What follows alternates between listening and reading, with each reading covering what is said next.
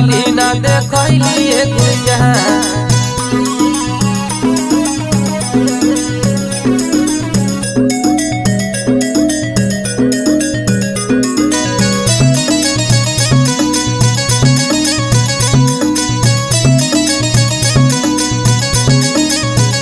तोहर जीवर ही ऐसन गोर